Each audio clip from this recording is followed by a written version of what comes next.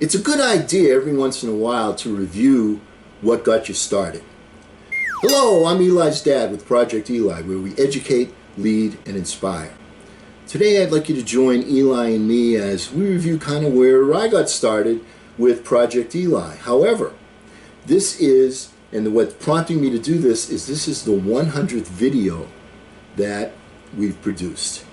So I kind of want to let you know how we got started.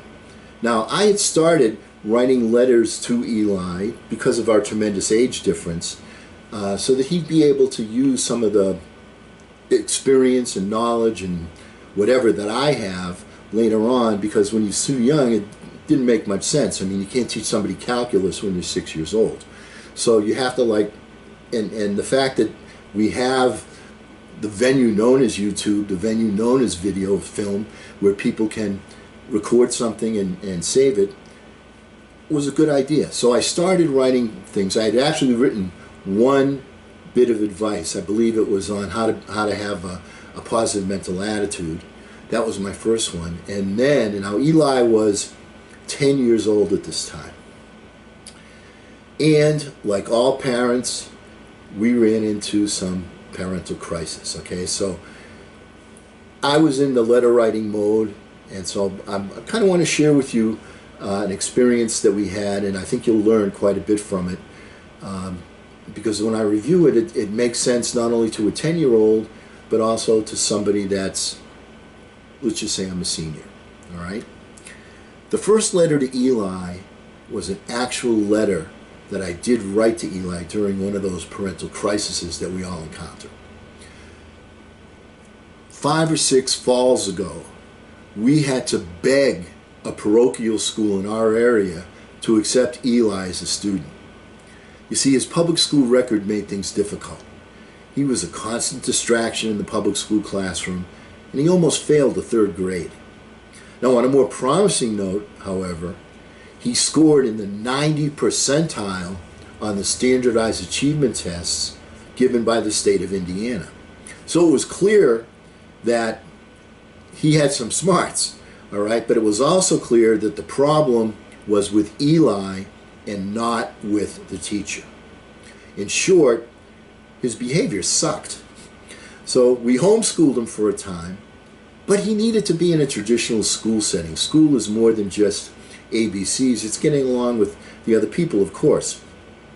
So at the parochial school, the nun who was his teacher informed us that she'd been teaching for more than 20 years, and there was nothing that Eli could do or say that she hadn't seen already.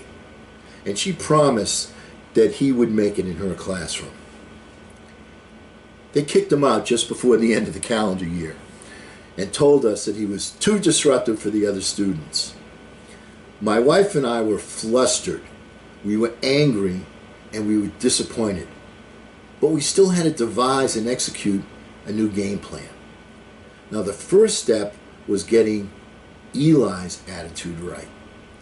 He too was very depressed, and he was in a state of denial to boot. I wrote this letter to him at that time, and I read it to him, and I'm proud to say that he put it on the wall of his room. And having just reread it again recently, I thought, why don't I share that with the Project Eli audience? It goes like this. Dear Eli, wow, so many great things are happening. So many of life's lessons have been learned at such a young age. So, what have we learned? Well, the first thing that we learned is that the people who really love you support you during the tough times and not just when things are going well. It's easy to hop on board the bandwagon during the good times. True friends and people that really love you stick with you during thick and thin. Here's a very important lesson. We're going to strike out more times in life than we're going to hit home runs. When we fail at something, it's important to understand that failure is an event and not a person. It happens to everybody. It's the universe's way of looking over us and telling us that we need to try a different way in order to succeed. It's like learning to ride a bike or tying your shoes. You're not successful the first time that you try, but you keep going and disregard the failure, frustrating as it may be, and you finally succeed in achieving your goal because you keep going and try a different way. Now, if you ask the most successful people on the planet what an important key to success is, they're going to tell you that to succeed, you must fail more often. That means you kept trying. Now, most people stop trying. They quit. When we fail at something, we need to learn from it. Because if you learn from defeat, you haven't really lost. For example, take a look at Thomas Edison, the man that invented the light bulb, and many other things as well. After he successfully invented the light bulb, a reporter asked him how many different experiments he had to perform in order to make his light bulb work. His answer was 10,000 different experiments. The reporter then said, "You mean to say that you failed 10,000 different times?" Edison shook his head and said, "No, I didn't fail 10,000 times. I just found 10,000 ways that it wouldn't work." You see, the key to success is how you look at things. Successful people know to treat failure as their teacher and not their undertaker. And Eli, the undertaker, is the guy that performs funerals. All right? Now, if you think about it, failure is not an overnight, one big event thing.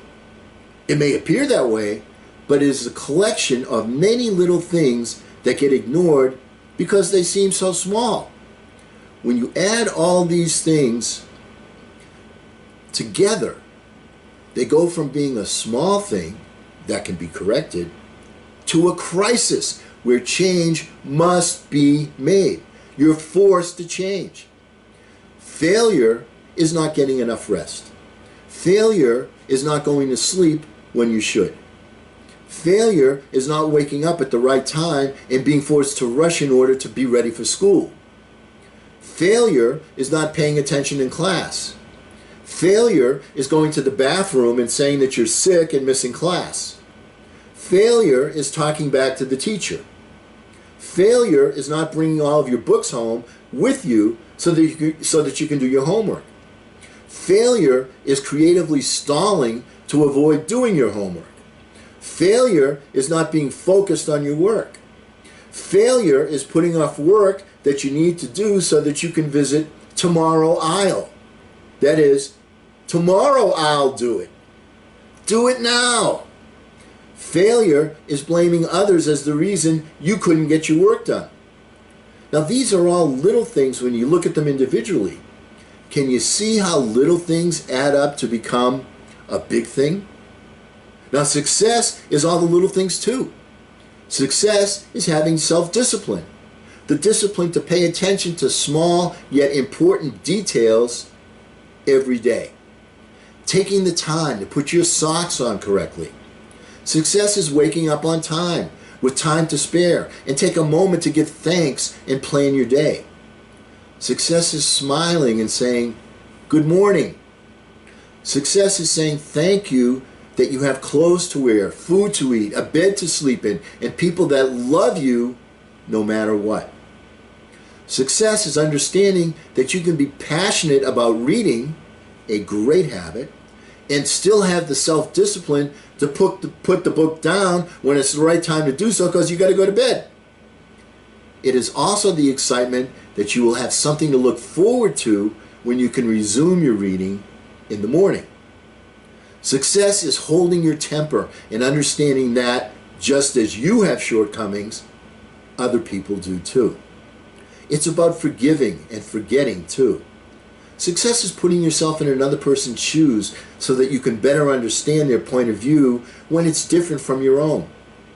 Success is letting other kids tell you about what interests them and not saying why you have something better. It's feeling happy with them and not feeling competitive that you have to have something equally or better than they have. Success is understanding that a person's favorite thing to talk about is themselves. and that they will appreciate you listening and being enthusiastic with them.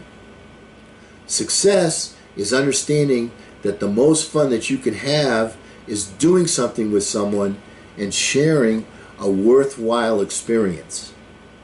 Success is understanding that what makes us truly satisfied and happy is making progress, moving forward. When you can feel yourself growing to a particular goal. You're a better pitcher now because you practice. You're a better reader because you read more often. You're a better person because you understand that the universe gave us 2 ears and 1 mouth. The universe is telling us that we should listen twice as often as we should talk. Wow, again. You've learned all of these things at the age of 10. Eli, some people never learn what you've learned already. They quit trying because they don't have to feel the disappointment of failing. It's true they won't feel that disappointment. They will also never feel the great feeling that success brings, especially if it took a big effort and many tries to succeed. That feeling of progress is the greatest feeling that you can experience. So keep up the good work. Keep learning stuff, what they teach you in school. And keep learning about life, how to act with other people. Remember, my son, that progress is the key to being truly happy, and that progress takes effort and work. Keep making progress. I love you with all of my heart, Dad. And I'm very proud to tell you that Eli took that letter and hung it up in his room. Our thought for the day is from Lemony Snicket. I hope I'm pronouncing it correctly. And I quote, "Love can change a person the way a parent can change a baby.